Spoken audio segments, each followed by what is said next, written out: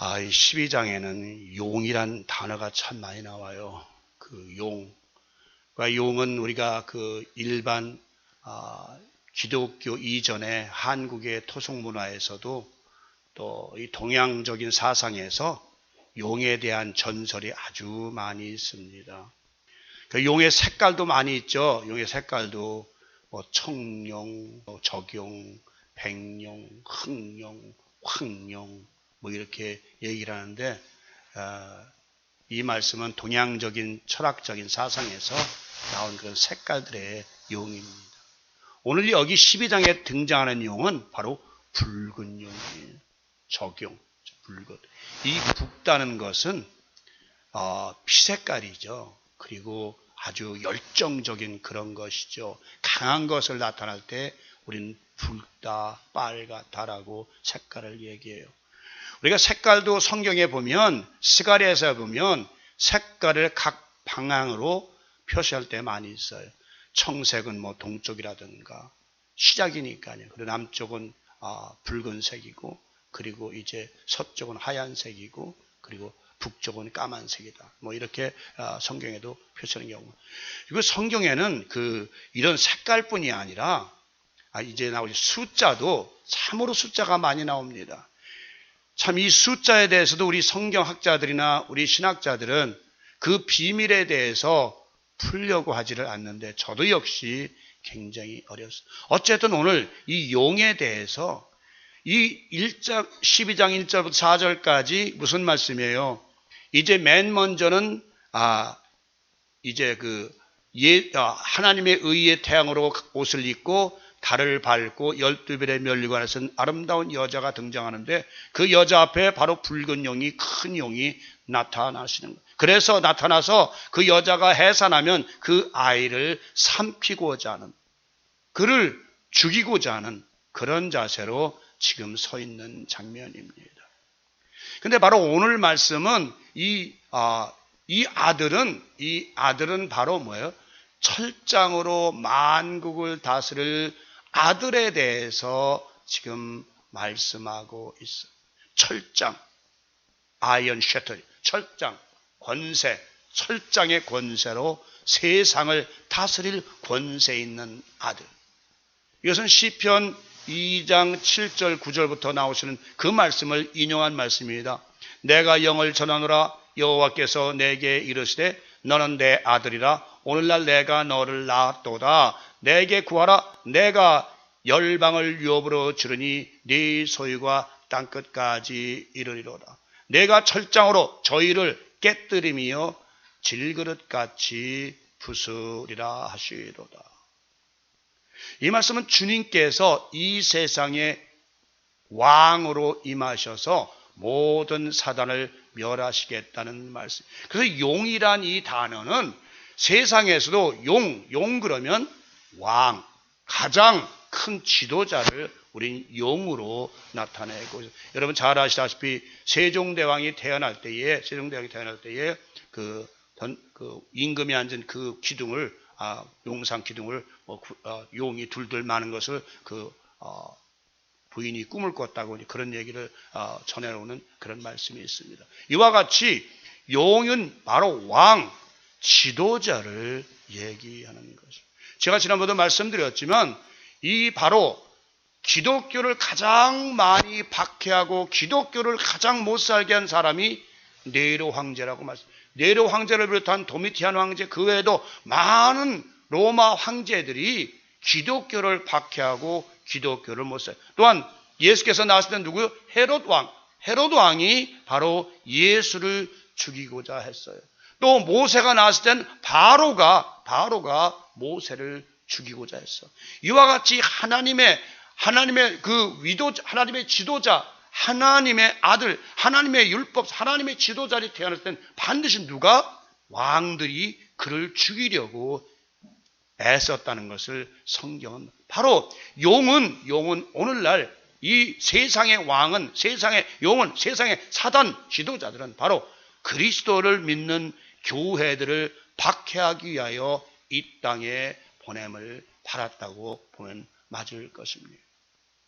주님은 이 세상에 왕으로 오실 이것을 이사야 선지자는 바로 이 왕, 다시 말하면 우리 사단이 지금 그 여자 앞에서 여자가 나오면 그 아이를 삼키고자 하는데, 이미 이 여자가 낳은 아이는 바로 구약교회를 통해서 탄생한 이 그리스도는 이미 온 세상에 다스릴 왕, 온 세상의 죄를 다스릴 왕으로 태어나셨다는 걸 예언하고 있어요. 이사야 9장 6절에 보니까 이는 한 아기가 우리에게 낳고 한 아기를 우리에게 주신 바 되었는데 그 어깨에는 정사를 메고, 정사는 권세죠. 그 이름은 기묘자라, 원더풀이죠. 그 다음에 모사라, 원더풀 카운셀러, 원더풀 카운셀러, 그러니까 위대한 아주 조력자, 카운셀러는 전능하신 하나님이라, 영존하시는 아버지라, 평강의 왕이라 할 것임이라. 바로 이 아기 예수 그리스도께서는 이 땅에 오실 때 세상에 다스릴 왕으로 오셨다. 자, 그러면 만왕의 왕이라, 만왕의 왕이라고 예수님이 그러시고 우리 찬송가도 있고 성경에도 여러분들 만왕의 왕이라고 그랬습니다. 근데 만왕의 왕이 이 땅에 오셔서 누구에게? 바로 로마 공부를 또 통해서 유대인의 로마 병자에게 팔아먹으로 말미암아, 가룟 유다를 통해서 예수를 팔아먹으로 말미암아 바로 인간들에 의해서, 죄인들에 의해서 죽임을 당했다는 것이에요. 이건 만왕의 왕이 될 수가 없습니다. 죽임을 당했기 때문에 만왕의 왕은 절대로 죽임을 당해서는 안 됩니다. 그런데 지난번에도 말씀드렸지만 만왕의 왕이란 의미는 바로 예수께서 죽은 자 가운데서 3일 만에 부활하신 최초의 사람의 모습을 가진 하나님의 아들이었다는 이 사실입니다. 이것이 바로 만왕의 왕이라는 의미가 되는, 만왕의 왕이란 모든 사람을 지도할 수 있고 모든 사람을 다스릴 수 있는 것은 바로 죽음으로부터 부활한 자만이, 죽음으로부터 다시 태어난 자만이, 죽음으로부터 다시 생명을 얻고 다시 태어난 자만이 만왕의 왕이 될 수가 있어요. 만왕의 왕이라는 것은 예배에서 말씀하신 것처럼 땅 아래나 땅 위에나 하늘이나 하늘 위에 모든 것이, 모든 피조물들이 그 발 앞에 엎드리는 그런 상황입니다. 그것은 바로 사망을 이기시고 음부의 권세를 깨뜨리신 만왕의 왕, 다시 말해 깨뜨리시고 부활하심으로 말미암아 바로 만왕의 왕이라는 칭호를 받게 된 것이라는 것입니다. 그러니까 만왕의 왕. 여기서 이제 만왕의 왕이란 또 더 설명드리면, 죄를 다스려, 여러분들도 왕이라, 여러분도 뭐예요? 베드로 왕 같은 제사장이요, 나라요, 백성이라. 왕 같은 제사장이라는 뭐예요? 여러분들도 여러분의 다가오는 모든 죄를 다스릴 수 있는, 죄를 이길 수 있는, 죄를 물리칠 수 있는 그런 권세자들이 됐을 때 바로 왕 같은 제사장은 뭐예요? 죄를 다스리고 죄를 용서하는 자를 제사장이라 하잖아요. 여러분들 삶을 통해서 여러분들이 왕 같은 제사장이 되려면 여러분 자신도 죄를 이길 수 있는, 물리칠 수 있는, 유혹을 이길 수 있는 그런 삶을 살아야 된다는 것이에요. 하와같이, 아담같이 하나님 말씀보다도 먼저 마귀의 유혹을 이기지 못한다면 왕이 될 수가 없고 왕 같은 제사장이 될 수가 없는 것이에요. 죄를 다스리는 것이 바로 왕 같은 제사. 그런데 사실 여러분이나 저나 유혹이 오는 것을 뿌리치기라는 것은 심히 어렵습니다. 참으로 오늘날은 여러 번 말씀드렸지만 컴퓨터의 그 유혹, 그 세상의 유혹, 얼마나 많은 유혹들이 우리 젊은 이들을, 우리 2세들을 끌어당기는지 알 수가 없습니다. 바로 이 정말 컴퓨터 문화가 발달하면서, 과학이 발달하면서 이 과학이 우리 기독교와 함께 발걸음을 해야 되는데, 기독교 사람들을 완전히 이제는 진리에서 과학으로 끌어당기는, 과학이 진리보다 앞서 컴퓨터가 모든 것보다 앞선다는 그런 절대적인 세상의 학문 앞에, 과학 앞에 지금 무참하게 교회는 짓밟히고 있습니다. 오늘날 사실 보면 옛날에는 성경도 각자 이렇게 옆구리에다 끼고 다니면서 성경을 읽고 가져다니고 얼마나 성경이 소중했습니까? 그야말로 교회 갈 때도 옆구리에 끼고 가고 올 때도 또 이렇게 끼고 소중히. 지금은 이제 과학이 발달해서 컴퓨터에 다 영상에 그냥 말씀이 뜨고 찬송가도 뜨니까 찬송가 책도 필요 없고 성경책도 필요 없고 이제 교회 가서 눈만 가지고 가면 다 쳐다보면 다 뜨니까 이것이 뭐 과학의 힘인 거예요. 그래서 사람이 노력을 할 필요가 없는 거예요. 이렇게 모든 것이 과학에 의해서 이젠 성경책도 안 팔린다 하잖아요. 누가 성경책 사겠어요 이제? 여러분 아이폰만 열면 핸드폰이 열면 그냥 성경이 다 뜨고 다 뜨는데 누가 성경책을 사겠냐? 그러니까 이 세상은 과학이, 여러분도 알게 모르게 과학이 우리 심령 가운데 우리의 영 속으로 들어와서 우리로 하여금 진리보다는 과학을 더 사랑하고 과학을 더 따르고 과학을 더 숭상하게 만들고 있는 것이 바로 사단의 계략이요 사단의 전략인 것입니다. 이제 앞으로 보십시오. 지금 이제 토성에도 사람이 갈 수 있다, 어디로 갈 수 있다, 이제 많은 사람이 이야기 나옵니다. 지금 과학은 발달하지만 하나님의 창조 섭리와는 전혀 거기엔 100분의 10,000분에도 따라갈 수 없지만, 그러나 우리 마음이 약한 우리 기독교인들은, 우리 진리를 따르는 우리들은 자꾸 과학의 힘에 밀려서 자꾸 어디론가 끌려가는, 유혹을 따라가는 그런 삶을 살고 있다는 것입니다. 우리가 과학을 버리자는 얘기는 아닙니다. 성경 아는 것과 천국과는 별 관계가 없다. 그리고 성경책은 이미 여러분 다 철장 속에, 책장 속에 다 들어가 있음을 저는 압니다. 여러분, 그렇지 않습니다. 성경은 매일매일 읽지 않고 보지 않으면, 여러분도 삶을 통해서 정말 여러분이 진리의 사람이 되고자 하게 되면, 과학을 버리라는 얘기 아니라 진리의 사람이 되고자 하면 이 하나님의 말씀인 이 성경을 날마다 바라보고 그 말씀 속에서 하나님의 음성을 듣고 그 말씀 속에서 예수 그리스도의 모습, 예수의 십자가의 보혈의 피를 발견할 수 있는 그런 영혼의 눈이 열려야 될 줄 믿습니다. 어떤 목사님이 그런 얘기를 합니다. 성경을 읽으면서 예수 그리스도의 보혈의 피를 발견하지 못한다면, 그 피자국을 따라가지 못한다면, 그 피의 발자국을 따라가지 못한다면 그것은 가짜 신자다라고 이야기합니다. 그렇습니다. 성경은 온통 예수 그리스도의 보혈의 피의 얘기입니다. 창세기서부터 요한계시록까지 레위기 짐승 잡는 거, 모든 제사 드리는 것도 결국은 예수 그리스도의 십자가에 달린 그 모형 아닙니까? 결국은 예수께서 이렇게 피를 흘리고 돌아가실 것이다라는 그것을 그림자로, 모형으로, 상징으로 나타내는 것이 소를 잡고 양을 잡고 했던 것 아닙니까?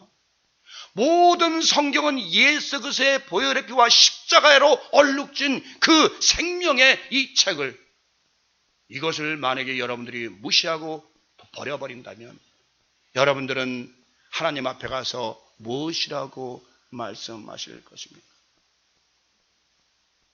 이제 오늘 그 다음 구절은 그렇습니다.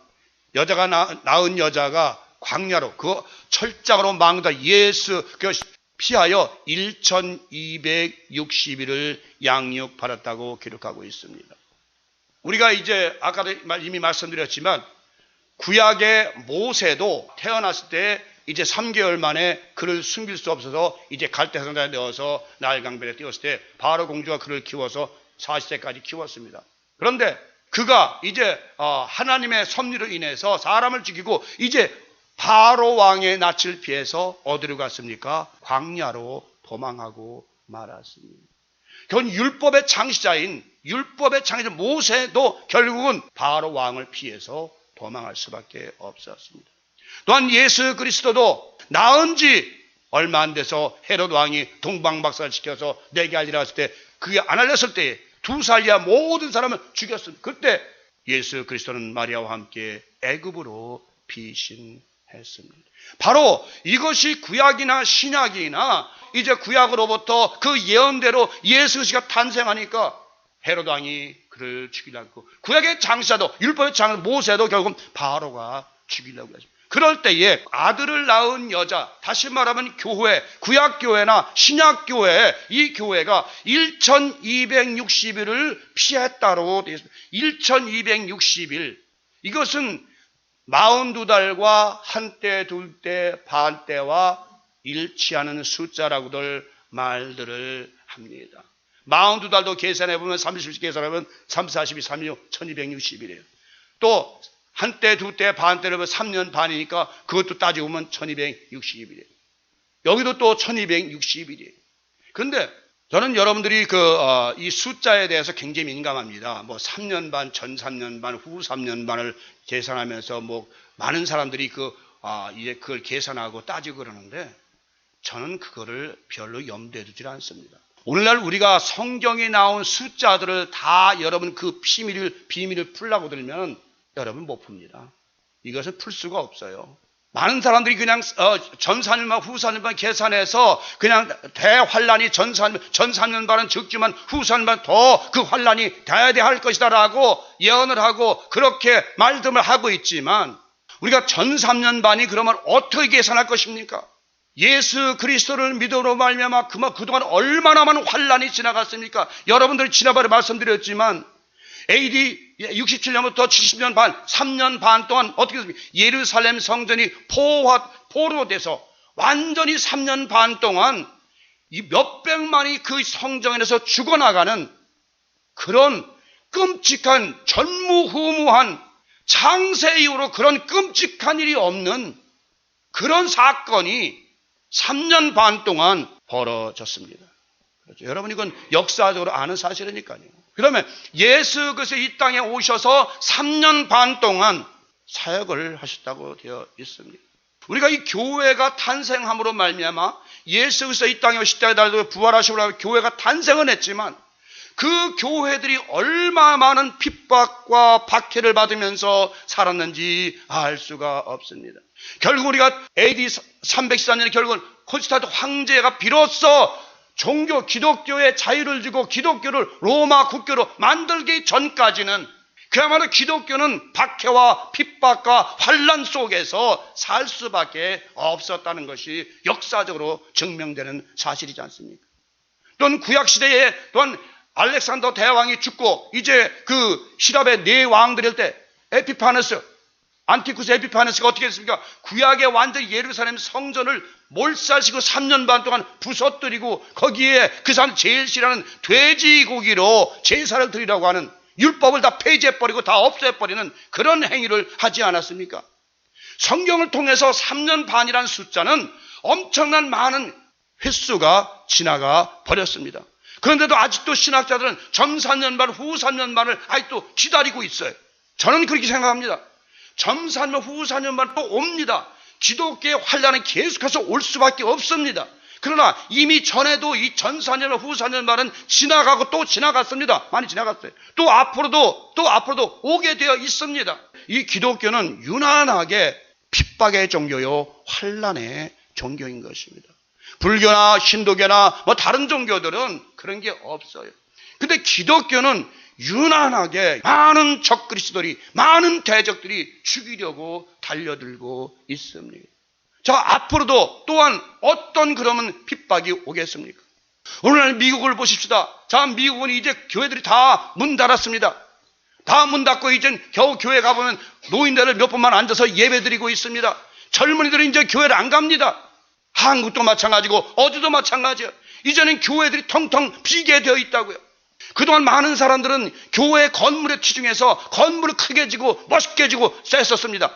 그것도 역시 사탄이 하라고 시킨 것입니다. 야, 돈 벌어서 돈 갖다 대서 야, 성전 크게 근데 실제로 성전 크게 져서 그 성전이 교회가 오늘날까지 유럽은 다 텅텅 비어 있고 쓸데없는 다 그냥 다른 것으로 사용되지 않습니까? 오늘날 미국도 마찬가지예요. 오바마 대통령이 이제 교회 당해가지고 다 안 쓰니까 자, 그거를 이제 정부 차원에서 사용하도록 만들지 않습니까? 오늘날 여러분 성도들이 그렇게 11조 내고 감사금 내고 건축금 내서 진 교회들이 이제는 텅텅 비게 되었다는 것입니다. 그렇다면 앞으로 교회들은 어떤 모습으로 변해야 됩니까?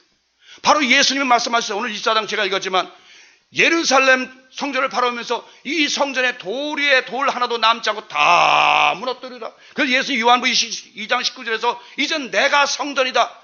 사도 바울도 이젠 너희가 성전이다. 우리 자신, 여러분 자신이 이제는 각자가 성전이 되어서 살아야지 큰 교회, 건물교회 찾지 마세요. 어리석은 짓입니다. 오늘날 교회들이 얼마나 추태가 심한지 아십니까? 교회는요, 사도 바울은 어떻게 했습니까? 여러분 잘 성경 읽어 알지만 사도 바울은 이 교회에서 헌금 거다 가난한 교회지고, 또 이게 부유한 교회에서 가난한 교회 주고, 또 이쪽이 가난해지면 이쪽에서도 거다 이쪽 가난해 주고, 교회에서 사도 바울은 여기저기 헌금 걷어서 가난한 교회를 나눠주고 그랬어요. 오늘날은 어떻습니까? 큰 교회에서 작은 교회 달라고, 아니 너희는 우리 교회에 들어와 합쳐. 작은 교회 옆에 교회를 도와주려는 생각을 전혀 않고 있는 것이 오늘날 교회입니다. 이것은 바로 무엇입니까? 하나님 말씀과 예수 그리스도의 말씀 전혀 엇나가는 사업적인 교회로 지금 나가고 있습니다. 여러분, 바로 이 1260일 이제 여자가 피할 곳이 과연 어디입니까? 우리 교회들이 피해야 될 곳이 어디입니까? 어떤 분들은 피할 곳이 뭐 광야라고 하고, 어떤 분은 피할 곳이 뭐 저 사막이라고, 어떤 분은 피할 곳이 해보지만 그렇지 않습니다. 지난번에도 제가 말씀드렸지만 우리가 이제 피할 곳은 우리 내면 세계 안으로 피할 수밖에 없습니다. 말씀드렸죠. 일본에서 대지진이 일어났을 때에 스승이 제자들을 가리키고 있었는데 지진이 일어나니까 제자들은 다 도망갔어요. 그러니까 스승은 가만히 앉았어요. 그런데 앙제 지진이 끝나려면 스승이 가만히 앉았어요. 아, 선생님 왜 도망가자고 앉았습니까? 아, 이 사람은 나도 겁이 나서 도망가려고 했지만 도망갈 곳이 없었네. 오직 내가 내 안에 내 내면으로 숨는 것이 가장 안전하다고 생각할게 나는 내면 속으로 들어가 있었네. 우리가 정말 피할 곳은, 우리의 영혼이 피할 곳은 성령한 예수 그리스도 안밖에 없. 어디를 간들 여러분 안전합니까? 가봅시다. 뭐 지하, 김정은이 사는 거기는 뭐 지하 폭탄이 떨어져 부수지 않게 지하 아주 철로까지 다 놨다지만 그것도 결국은 안전한 장소는 없습니다. 땅이 흔들어대면, 하나님이 흔들어대면 어디고 안전한 장소는 피할 곳이 아무 데도 없어요. 그러면 이제 우리 교회들이 한 사람 한 사람 피할 곳은 바로 우리의 내면 세계 성령한 말씀 안으로, 하나님 안으로 피할 수밖에 없는 것이에요. 그럼 피하면 어떻게 사느냐고 문제가 되겠죠. 교회들이 피하면 환난이 오면 어떻게 사느냐. 오늘날은 뭐 예수 믿지 말게 하는 사람 없잖아요. 못 믿게 하는 사람 없죠. 오늘날은 다 예수 교회 가, 교회 다녀, 교회 다녀, 교회 다니게 하지만 오늘날은요, 이 진리가 혼탁해서 어떤 것이 참 진리이고 어떤 것이 참 말씀인지 구별할 수가 없는 시대가 왔어요. 그야말로 이제는 물이 없어 기갈이 아니고 식량이 없어 기근이 아니라 영적으로 이제 어떤 것을 먹어야 될지, 음식이 또 너무 많아서 어떤 것을 먹어야 될지 모르는 것처럼 오늘날 성경 말씀도 이 사람은 다르고 저 사람 다르고 저 사람 다르고 이 사람 달라서 어떤 것이 참 생명의 양식이고 어떤 것이 참 영의 양식인지 깨달아 알 수가 없다는 것이에요. 결국은 여러분이나 저나 가장 안전한 장소는 여러분의 영혼 안으로, 예수 그리스도의 안, 성령 안으로 피하는 것이 가장 안전한 방법인 것입니다. 그러면 성령 안으로 피한다는 것은 무엇입니까? 내가 어떤 경우에도 성령 안에서 함께 살아가게 되면 땅이 흔들리고 바다가 흉가 넘칠지라도 산이 요동할지라도 땅이 흔들릴지라도 나는 요동치 아니하리로다. 바로 그거예요. 여러분들이 아직 그런 저기까지 들어가지 못했기 때문에 힘들지만 어디고, 저도 이거 준비하면서 광야에 피할 곳이 어디 있는가? 어디 따로 있는가? 이 땅에 어디 있는가? 이 땅 어디로 갑니까? 화상으로 도망갑니까? 토성으로 도망갑니까? 아무 데도 없습니다. 여러분의 안전한 여러분 내면으로 들어가서 여러분의 성령과 함께 있을 때에 우리는 어딜 가든지 주님과 함께 동행하고 주님과 함께 살 수가 있다는 것. 땅이 흔들리고 바다가 흉에 넘칠지라도 나는 예수 그리스도와 함께 하기 때문에 영원한 생명의 나라로 인도함을 받는다는 것이다. 이것이 바로 중요한 사건입니다. 여러분이나 저나 아무리 학문을 많이 알고 성령 안에 거하지 못하면, 성령의 사로잡힌 바 되지 못하면, 성령의 이끌림을 받지 못하면, 성령의 말하게 하심에 따라 말하지 않고 성령의 인도함을 받지 못하면, 여호와는 나의 목자시니 내가 부족함이 없다. 그가 나를 푸르장 쉴만한 물가로 인도하시듯, 내가 여호와 안에 성령 안에 거하면 그가 쉴만한 물가, 평화의 동산, 아름다운 진리의 동산 인도해 주신다는 그 사실인 것입니다. 그거밖에 없습니다. 다른 방법이 없어요. 어떤 사람이 피해도 요새 아니시 마을이라고 또 있다 그러잖아요. 거기 이제 외부와 출입을 멀리하고 거기서 공부하고 거기서 그렇다고 안전합니까? 땅 한번 흔들어대면 아니시 마을이라고 안전하냐고. 어디고 안전한 곳이 어디 있어요? 요번에 세월호 배 타고 가다가 400몇 명이 300명이 그 젊은 나이가 애들이 죽은 거 여러분 아시지 않습니까? 그들은 배가 안전하다고 탔을 거예요. 이 배는 걱정 없을 거야. 안전할 거야 하고 탔어요. 그러나 순간적인 실수로 배가 뒤집혀서 그 많은 사람이 다 죽지 않았습니까? 이 세상 과학을 여러분 믿어도, 이 이상의 과학을 아무리 믿어도 여러분들은 그 안전할 수가 없습니다. 오늘날 많은 분들이 그럽니다. 이제 핵무기 수소탄이 지금 컴퓨터에 장착이 돼 있죠. 저게 사람은 터칠 수 없습니다. 사람은 안 터져. 왜? 다 죽으니까요. 그러나 컴퓨터는 언젠가는 실수해서, 컴퓨터가 실수해서 저거 터지고 만다는 것입니다. 바로 그것이 이제 요한계시록에 나오는 7 대접의 재앙인 것입니다. 여러분, 원자와 폭탄이 터지고 수소 폭탄이 터지면 지구가 7번 이상 다 망한다. 공기, 물, 무엇 하나 마시고 먹을 수가 없다는 그런 사건이 나옵니다. 그것은 하나님께서 때가 되면 터뜨리고 맙니다. 여러분들 무슨 종말론이 와서 누가 와서 어떻게 한다는 것이 아니라 결국은 요한계시록 마지막 15장 16장의 7 대접 재앙은 바로 이 땅에서 인간들이 사탄이 만들어놓은 과학의 힘을 완전히 하나님께서 그것으로 인해서 심판하실 것입니다. 이것이 바로 하나님의 심판인 것입니다. 여러분 한번 집에 가셔서 15장 16장 그 대접 재앙을 읽어보세요. 강물이 마르고요, 바다가 변하고요, 마실 물이 없어요. 그리고 다 말라 비틀어져요. 그리고 마지막엔 하나님 뭐래요? 자, 마지막 대접은 공기가 쏟아라. 공기에 딱 쏘니까 됐다. 이제 끝났다. 그래서 뭐라 그래요? 마지막에 터지니까 어떻게 해요? 큰 우박덩이, 그야말로 한 60파운드 정도 되는 그런 우박덩이가 땅에 떨어지니까, 박자가 떨어지니까 사람이 맞으면 그냥 죽는 거예요. 그거 맞으면.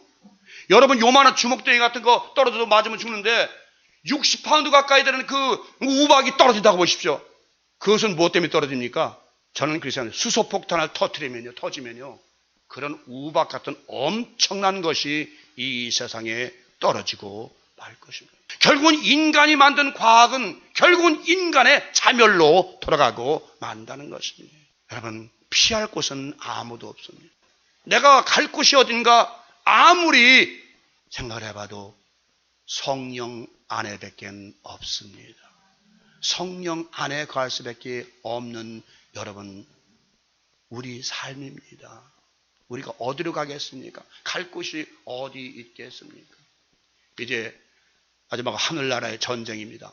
이제 미카엘과 이제 그 용인들이 싸웁니다. 여기서 용이 나오지만 이제 그 미카엘은 여기서 예수 그리스도의 그림자를 얘기하죠. 미카엘. 그리고 용은 여기 나오지만 옛뱀, 마귀, 사단이라고 하는 용들이다. 그와 예수 그리스도와 이제 사단의 집단들이 전쟁을 합니다. 이게 이제 구약에 있는 말씀을 인용한 말씀인데요. 이사야 14장 11절, 15절 제가 읽게 드렸습니다. 내 영화가 음부에 떨어졌으며 너의 비파 소리까지로다. 구더기가 네 아래에 깔리며 지렁이가 너를 덮었도다. 너 아침의 아들 계명성이여, 계명성은 새벽별에 어찌 그리 하늘에서 떨어졌으며 너 열국을 엎은 자여 어찌 그리 땅에 찍혔는고. 네가 내 마음에 이르기를 내가 하늘에 올라 하나님의 뭇별 위에 나의 보호자를 높이라. 여기 뭇별은 하나님의 백성들, 하나님의 지도자들입니다. 보호자를 높이라. 공의를 내가 북극 지폐의 산 위에 교회 위에 좌정하리라. 가장 높은 구름에 올라, 가장 높은 구름이 영광이죠. 구름에 올라 지극히 높은 자와 최고의 높은 자와 따지리라, 비기리라. 사단이 바로 이겁니다. 내가 가장 높은 자와 이 나를 창조한 하나님이 없다. 그러나 이제 내가 음부 곧 구덩이의 맨 밑에 빠지우리로다 하는 것이에요. 바로 이제 사단은 하늘나라에서 쫓겨났습니다. 예수 그리스도께서 부활하심으로 말미암아 이제는 하늘나라에 있을 곳을 잊어버렸습니다. 그의 사자들도 그의 모든 악한 영들도 이제는 하늘나라 밖으로 쫓겨나고 말았습니다. 왜요? 예수 그리스도가 승리했기 때문에, 십자가로부터 부활하셨기 때문에, 죽음으로부터 사망을 이기셨기 때문에, 사망을 감당하든 죽음을 감당하든 이제 사람들은 더 이상 하늘나라에 존재할 수가 없게 된 것입니다. 이제 그래서 예수 그리스도를 통해서 이제 영적인 전쟁을 통해서 모두가 땅으로 쫓겨났습니다. 땅으로 쫓겨나서 오늘날 이 사단은 얼마나 많은 이 세상 사람들을 혼미케 하고 어둡게 하고 아프게 하고 괴롭게 하는지 알 수가 없습니다. 마지막에 가면 사단이 이제 바다 모래에 섰다고 합니다. 이 바다는 세상 모래는 많은 사람들 위에 자정해서 사람들 위에 서서 모든 사람들을 움직이고 있다는 것입니다. 오늘 우리가 기독교를 보면서 또 제가 다른 종교, 모하메드, 이슬람교나 힌두교나 불교를 가지고 보면서 제가 그런 생각을 했어요. 그래, 우리 기독교는 어차피 환난과 핍박이 없이는 도저히 이 통과할 수 없는 거예요. 기독교의 이 성경의 모든 인물들을 보면요, 특히 욥을 비롯한 모든 사람들을 보면 고난과 고난을 통과했을 때 비로소 그는 정금같이 나왔다고 말씀하고 있는 것입니다. 고난이 없으면 예수로 말씀하시기를 너희가 나를 따르거든 자기를 부인하고 십자가를 지고 나를 쫓을 것이니라 라고. 그런데 오늘날 많은 사람이 예수 믿고 잘 먹고 잘 살기를 바라지만은 아니올시다. 예수를 믿는다는 것은 바로 내가 이 땅에서 환난과 고난을 통해서 연단을 통해서 영원한 산소망 가운데 들어가려는 그런 삶을 살기 위해서 예수를 믿는다는 것입니다. 여러분은 아직도 사후의 세계에 대해서 믿을 수가 없죠. 사후의 세계는 분명히 존재합니다. 그러기 때문에 우리는 이 땅에서의 고난과 환난을, 그 옛날 12사도들보다 많은 주의 믿음의 선인들이 왜 염소가집을 뒤집어 쓰고 땅을 유리하며 맨날 토굴에서 숨어 살며 성경을 써도 바닷가에 가서 모래볼판에 가서 토굴에 숨어서 성경을 말씀을 썼습니까? 왜 그랬습니까? 그놈들 끝까지 산 소망이 있기에 그렇게 할 수밖에 없었습니다. 어느 한 여성이 이제 아기 엄마가 있었습니다. 그게 실제 싫어합니다. 아기가 이제 젖 먹는 아이입니다. 로마 네로 황제 때 이제 예수를 믿는다는 그런 죄목으로 형무소에 갇혔습니다. 형무소에 갇혀서 이제 죽을 날만을 고대합니다. 그 옛날에는 어떻게 죽였냐면 경기장에 집어넣고 여자를 빨리 사자와 싸우게 만들어서 죽입니다. 얼마나 그리고 그 주위에는 많은 관중들이 그렇게 구경하려고, 오늘날 무슨 스포츠 구경하는 것처럼, 레슬링이나 이런 거 구경하는 것처럼 많은 관중들이 있습니다. 거기에 경기장에 집어넣고 사자와 싸우게만. 그런데 그 여자는 이제 형무소에서 이제 지나갑니다. 삽니다. 그런데 아버지가 한 번은 그 어린아이를, 젖 먹는 아이를 데리고 와서 그럽니다. 내 딸아, 사랑하는 내 딸아, 나를 위해서 한 번만 예수를 부인하다오. 그러면 내가 황제한테 친구가 얘기해서 너를 풀어주마. 그러니까 아버지, 전 그럴 수 없습니다. 얘야, 이 어린아이를 보거라. 이 어린아이가 네 젖을 먹어야 산단다. 네가 만약에 떠나가면 이 어린아이가 누구의 젖을 먹고 살겠냐. 그러니까 그 여자가 눈물을 흘리면서 자기 아이를 받아서 젖을 팅팅 버린 젖을 또 물립니다. 젖을 빨리고 나서 또 아이를 아버지에게 줍니다. 데려가십시오. 저는 이미 예수님과 약속한 일이기 때문에 예수를 따라서 십자가에 갈 수밖에 없습니다. 아버지가 통곡하면서 돌아갑니다. 그 다음에 이제 또다시 한번 아버지가 마지막으로 사랑한다라, 한 번만 나를 좀 봐서 한 번만 부인해다오. 나의 구주는 네로 황제라고 한 번만 얘기해다오. 나의 왕은 네로 황제가 나의 왕이라고 한 번만 얘기해다오. 그러면 내가 너를 풀어줄 테니까 한 번만 부인해다오. 베드로는 3번씩이나 부인했는데 이 여자는 아닙니다. 끝까지 아닙니다. 아버지, 저는 이대로가 좋습니다. 그리고 눈물을 흘리며 다시 감방을 들어갑니다. 그래서 이제 꿈을 꾸었습니다. 밤에 꿈을 꾸었는데 이 여자가 아름다운 낙원이 보입니다. 그런데 낙원과 이 땅 사이에 큰 높은 사다리가 있었습니다. 사다리를 올라가려고 보니까 사다리 좌우에 큰 구렁이 2마리가 도사리고 있었습니다. 너무도 무섭습니다. 거기 발길내면 그들이 물을 것 같습니다. 그러나 그 여자는 꿈에도 끝까지 믿음에 승리해서 그 사다리를 타고 올라갔습니다. 올라갔을 때 아름다운 낙원의 광경이 그 여자 앞에 펼쳐 보였습니다. 거기에는 바로 주님이 계셨고 주님이 그를 손들어 환영하고 있었습니다.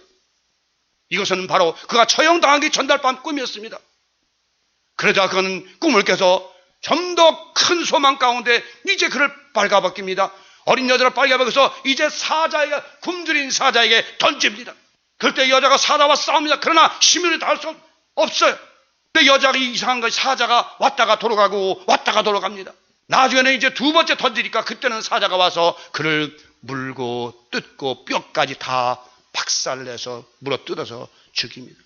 그러나 끝까지 그는 주님을 부인 안 하고 끝까지 주님은 나의 왕이요 나의 구속주라고 그렇게 부르짖으면서 돌아갔습니다.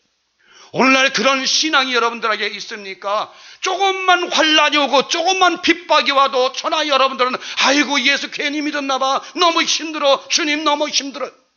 그 여성에게는 사랑하는 아기가 있었습니다. 여러분에게 만약에 여러분 여성분에게 젖먹는 아이가 있을 때에 아기를 버리고 주님을 따를 수 있겠냐 말입니까? 여러분들에게 만약 사랑하는 아들이 있는데 그 아들을 버리고 주님을 따라갈 수 있습니까? 예수님은 오늘 우리에게 그런 신앙, 그런 십자가를 지고 자기 자신을 부인하고 당신을 따르라고 말씀하시는 것입니다. 그런데도 불구하고 기독교가 복의 종교요, 축복의 종교요, 무슨 종교라고 얘기합니까? 어떤 분이 기독교를 믿으면 잘 먹고 잘 산다고 합니까? 기독교는 이 세상에서 삶을 위한 것이 아니라 내세 삶을 위한 종교라는 것을 분명히 아십시오. 기독교는 우리가 정말 다음 세상에서 정말 새로운 모습으로, 영광스러운 모습으로, 신령한 모습으로, 좀 더 능력 있는 모습으로 부활될 것을 가르쳐주는 말씀인 것입니다. 그 꿈이 있고 그 소망이 있기에 우리는 모든 환난과 핍박을 이길 수가 있는 것입니다. 여러분, 오늘도 많은 세상의 사탄들은, 마귀들은 우리를 유혹하고 있습니다. 이 세상에 이제 사탄은요, 많은 사람들에게 이제 그 능력을 줍니다. 뭐 어떤 저는 이적을 하는 사람도 많죠. 어떤 사람이 그 김영욱이라는 사람이 쓴 책에 보니까 이제 정신과 의사인데서 최면수를 이용해서 이제 그 사람이 과거에 전생이 어디서 살았다 하고 나왔다. 그래서 우리는 뭐 전생이 있고 후생이 뭐 있고 뭐 그런 얘기하면 최면수를 통해서 뭘 했다. 또 어떤 사람들은 심령수를 통해서 하늘에서 뭐 불이 내리게 할 수 있다. 또 어떤 사람들은 뭐 병을 고칠 수 있다. 또 어떤 사람은 여러 가지 할 수 있다. 하고 물론 성령을 받은 사람도 그 모든 걸 살 수 있습니다. 그러나 성령을 받은 사람은요, 모든 것이 완전합니다. 여러분, 예수님께서 이 땅에 오셔서 행하신 표적과 12사들 행한 표적, 사도바울이 한 모든 표적들은 완전했습니다. 그렇게 잠시 났다가 잠시 또 그렇게 어떤 건 고치고 어떤 건 못 고치는 그런 병이 없었다는 것입니다. 죽은 자까지도 살리신 자들입니다. 예수도 죽은 자를 살렸고, 베드로도 죽은 자를 살렸고, 사도 바울도 죽은 자를 살렸고, 엘리야도 죽은 자를 살렸고, 엘리사도 죽은 자를 살렸습니다. 이것이 바로 성령께서 하시는 일이고 하나님께서 하시는 일입니다. 바로 이것이 바로 부활의 신앙인 것입니다. 바로 하나님께서는 죽은 자를 살렸다는 것은 우리 모두가 죽지만 우리는 다시 예수와 함께 살아나서 하나님 예수와 함께 영원한 낙원에 들어가서 예수와 함께 살 것이라는 부활의 신앙인 것입니다. 성경에서 많은 사람들이 뭐 독자를 살렸고 나사로를 살렸다니까 표적이야. 그것이 아니라 바로 하나님의 능력은 여러분이나 제가 죽어도 우리는 죽는 것이 아니요 우리를 다시 살릴 수 있다는 그런 말씀인 것입니다. 여러분, 이 부활의 소망, 이 부활의 증거 믿으십시오. 여러분, 정말 우리에게는 이 소망이 있기에, 이 꿈이 있기에 전 살아갈 수 있습니다. 만약에 저에게 이런 꿈과 소망이 없다면요, 저는 정말 살 맛이 없을 것 같아요. 자, 여러분, 이 세상에 말이죠. 이 세상에 수많은 사람들이 있어요. 어떤 사람은 나면서도 부자가 있고요. 어떤 사람은 명예, 큰 자 가지고 있고, 어떤 사람은 평생 애를 쓰고 애를 써도 가난하게 견디지 못하고 있는 사람이 있어요. 어떤 사람은 낳자마자 병들어 죽는 사람이 있어요. 어떤 사람은 이번 세월호처럼 18살 꽃도 피어져부터 배에서 탔다가 물에 빠져주는 사람이 있어요. 어떤 사람은 비행기 타다가 떨어져 죽는 사람이 있어요. 어떤 사람은 등산하다 죽는 사람이, 어떤 사람은 지진에서 죽는 사람이 있어요. 많은 사람들이 여러 가지 환경과 여러 가지 고통과 여러 환란을 통해서 변화됩니다. 또 어떤 사람은 시편의 73편에 말씀하신 것처럼 부자는 악인은요 죽을 때도 강건한 모습으로 죽고, 많은 사람들은 그들을 따른다고 되어 있어요. 왜 그럴까요? 그들은 이미 이 세상에서 상을 받았습니다. 바로 부자들, 바로 명예왕성한 자들, 이 땅에서 모든 잘 먹고 잘 사는 자들은 이미 상을 주님께서 받았다고 되어 있습니다. 너의 상은 없다 하늘에, 너의 상은 이 땅에서 다 받았다고 되어 분명히 성경은 말씀하고 있습니다. 그런데도 많은 사람들은 부자도 천국 갈 수 있다. 부자가 자기 재물을 흩어서 정말 가난한 자를 나눠주고 불쌍한 자를 나눠주고, 나눠줬을 때는 이 땅에서 재물의 청기로서 직분을 다했지만, 부자들도 그렇습니까? 자기만 먹고 자기만 잘 먹고 살살하고, 교회마저도 자기 교회만 몸만 불리라고, 자기 교회만 커지라고 하는 우리는 이런 시점입니다. 그러면서 이제 여러분들 분명한 것은, 이 땅에서 상을 받은 사람들은 다음 세상에서 상이 없다는 것입니다. 저는 분명히 말씀드립니다. 만약에 예수님께서 이 땅에서도 상을 잔뜩 받고 다음 세상에 상을 받는다면 얼마나 불공평한 하나님이십니까? 하나님은 공의 하나님이십니다. 여러분, 이 땅에서 핍박을 받는다고 걱정하지 마십시오. 이 땅에서 환난을 좀 받는다고 두려워하지 마십시오. 이 땅에서 힘들고 어렵다고 두려워하지 마십시오. 여러분에게 다음 세상에 아름다운 생, 영원한 생명으로 면류관을 받으실 것입니다. 그 꿈과 그 소망을 가지고 끝까지 예수 그리스도 안에서 믿음을 지키는, 신앙을 지키는 여러분 되시길 성부와 성자와 성령 이름으로 간절히 축원을 드립니다.